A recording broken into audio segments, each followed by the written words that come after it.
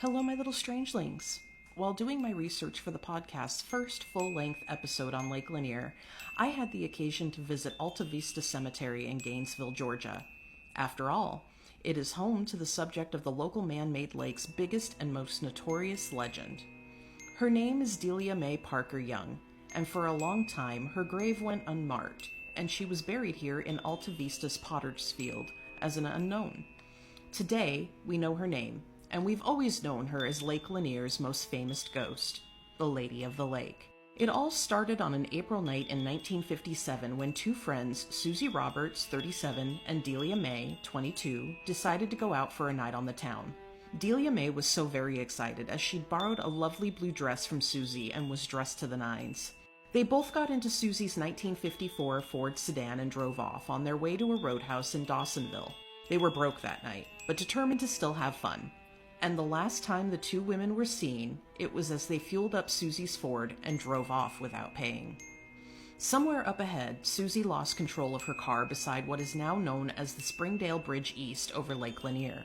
They went off the road, somewhere by the right abutment of the bridge, and were never seen or heard from again.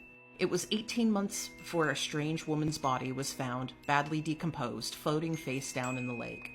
By the time she was dredged from the water, she was faceless, missing her hands and several toes off her left foot. And with no means of identification possible at the time, she was buried in a pauper's grave, unmarked, in Alta Vista Cemetery. Almost immediately, tales of a handless woman in a blue dress began to circulate in the communities around the lake.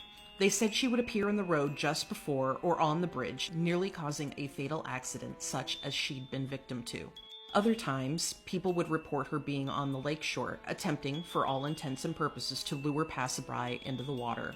Most frightening are the accounts of people in the water, near drowning victims, who claim that while they struggled for the surface, they would look down into the face of a screaming woman, her blue dress floating around them as she tried to drag them into the depths.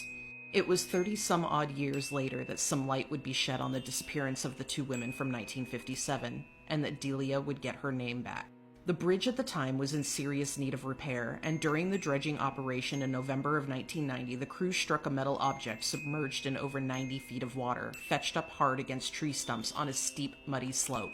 The car was Susie Roberts' 1954 Ford, and thanks to bones, jewelry, and Susie's remarkably preserved purse, the identity of the driver still trapped inside was discovered to be none other than Susie herself. She, too, was interred at Alta Vista in a family plot, and with Susie's positive identification, that led everyone involved to the certainty that the woman found floating 18 months after the accident could be none other than Delia Parker Young. I wonder, my little strangelings, was Delia just trying for all those years to help the people of the surrounding area in the Lake Lanier communities find her missing friend? It's pretty to think so. But that doesn't explain the most modern post-1990 sightings of the Lady of the Lake, which include yet further attempts at pulling unsuspecting swimmers and lakegoers into the waters below. Alta Vista Cemetery has other notable historic figures interred within its fences and very friendly staff. The staff member that I encountered the day that I was there did let me know that Susie's grown son still comes by to visit his mother, and so if you find someone lingering near either Delia or Susie's graves, if you visit, please be mindful that these ladies still have family in the area that do like to visit their loved ones. Do not approach them, and as always, be respectful.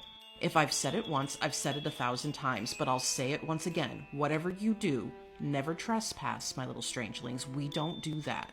And as always, until next time, safe and happy hauntings. Whatever you do, should you investigate Lake Lanier on your own, don't go in the water.